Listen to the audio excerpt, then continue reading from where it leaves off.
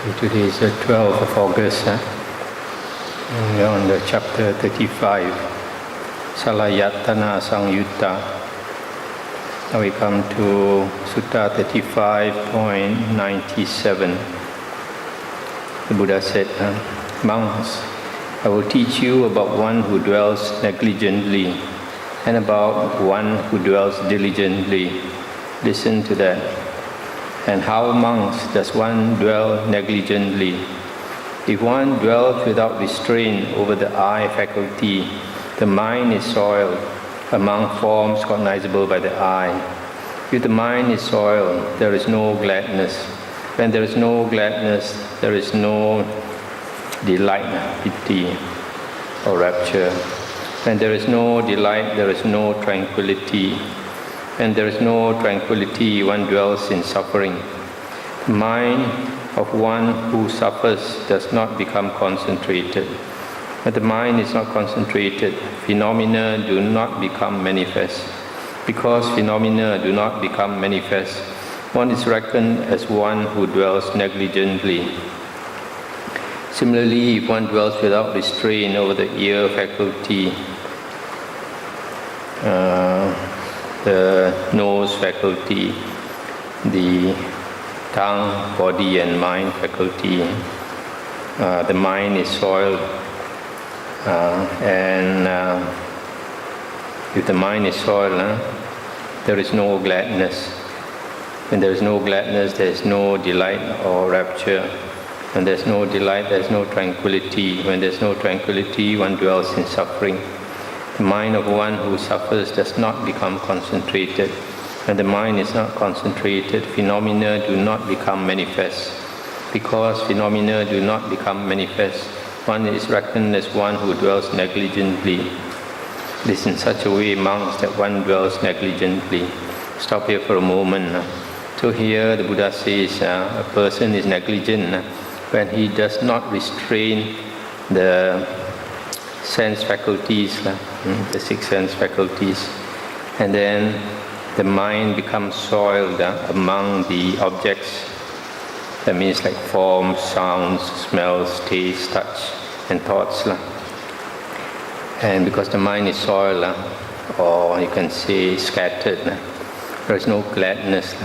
When there is no gladness, there is no delight or rapture. So because of that, there is no tranquility, and one dwells in suffering, and the mind is not concentrated. When the mind is not concentrated, phenomena do not become manifest. What do you mean by phenomena do not become manifest? It means that phenomena is what we sense to the eye, to the ears and all that. What is sensed by consciousness do not become manifest. That means you don't see clearly. You don't see the characteristics of impermanence, suffering, and not self. So, because you don't see clearly, then you are one who dwells negligently. And how, monks, does one dwell diligently?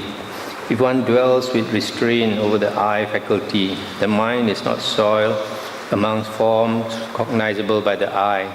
If the mind is not soiled, gladness is born. When one is gladdened, rapture is born.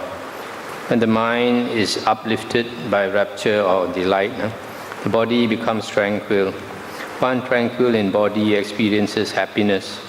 The mind of one who is happy becomes concentrated. When the mind is concentrated, phenomena become manifest, become very clear. Because phenomena becomes manifest, one is reckoned as one who dwells diligently. Similarly, for the ear, nose, tongue, body and mind faculties, it is in such a way, monks, that one dwells diligently. So here the Buddha says the diligent monk is one who puts a restraint on the six sense faculties. Puts a restraint means he is careful what he observes through the six sense faculties and not pay too much attention to them. Later you'll find the Buddha says you should not pay attention to the signs and the details. So if the mind is not scattered among the six sense faculties, then the mind is concentrated and phenomena becomes very clear, becomes manifest, means very clear. You can see the characteristics of impermanence, suffering and not self.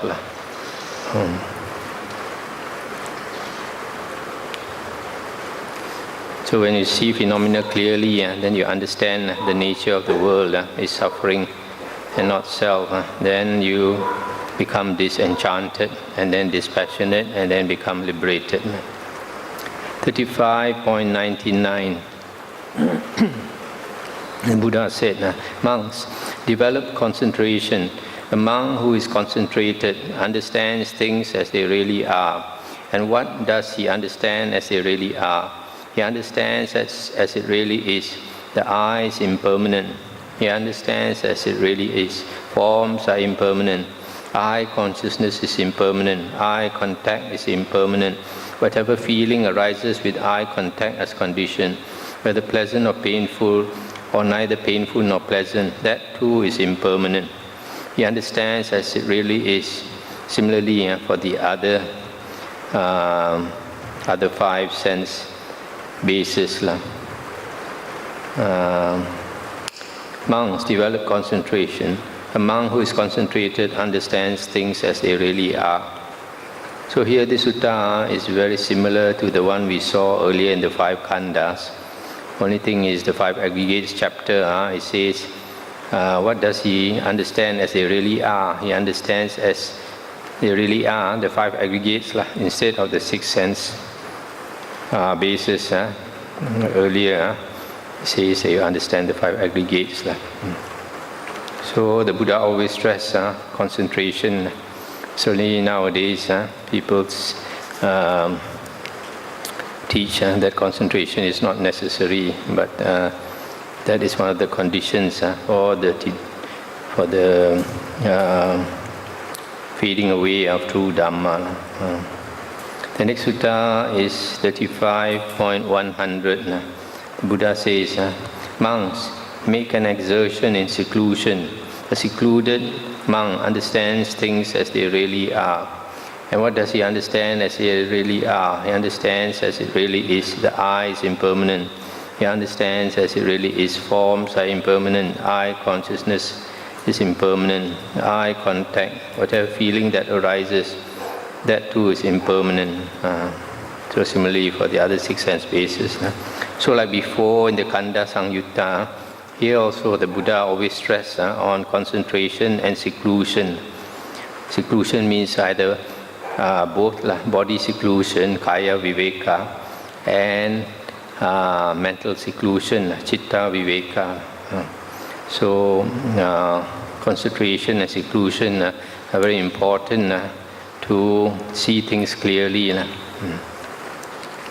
Because when we are concentrated and we practice seclusion, then we attain concentration, then we understand things as they really are, and we become disenchanted. 35.103 Monks, Uddaka Ramaputta used to make this declaration. This surely a knowledge master, this surely a universal conqueror, this surely he has excised the tumor's root not excised before. Stop here for a moment. So here the Buddha says, Uddaka Ramaputta used to make this statement. Uddaka Ramaputta was the Buddha's teacher before the Buddha was enlightened.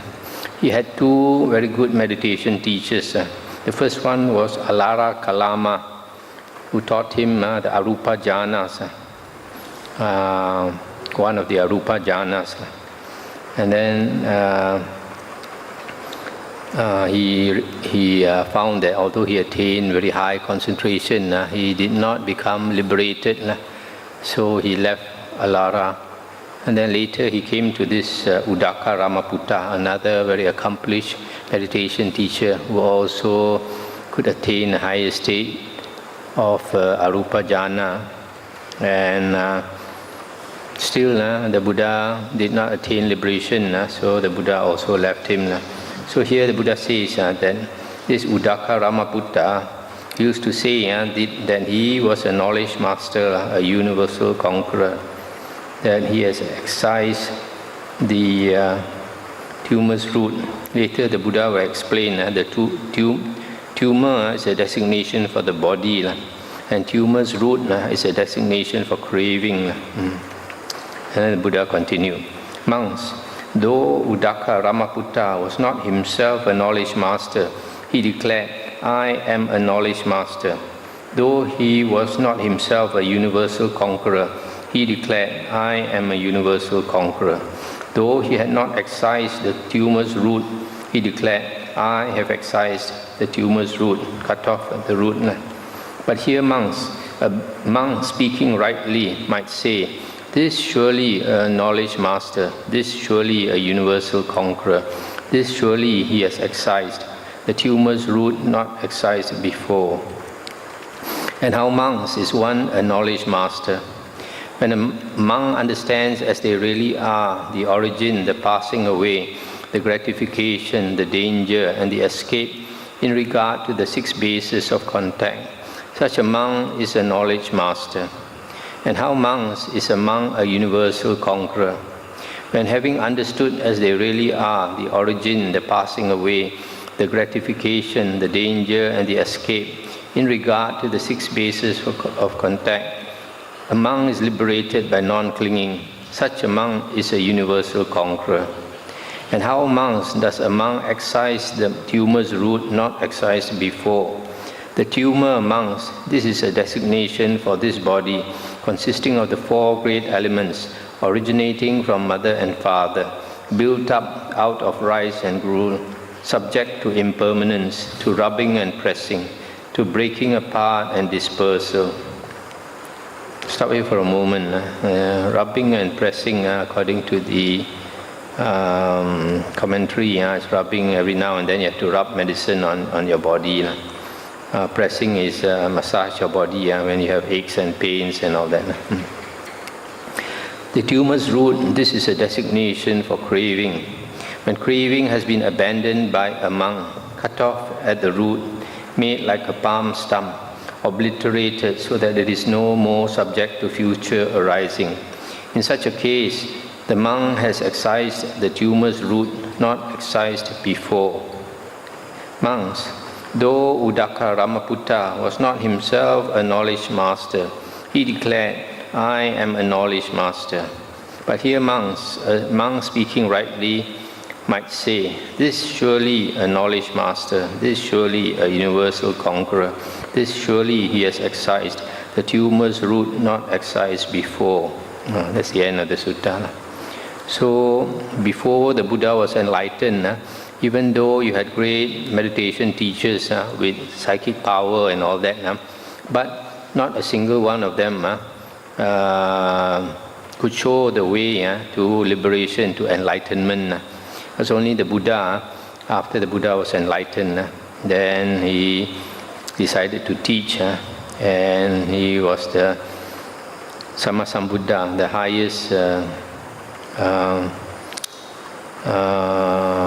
in spiritual attainment.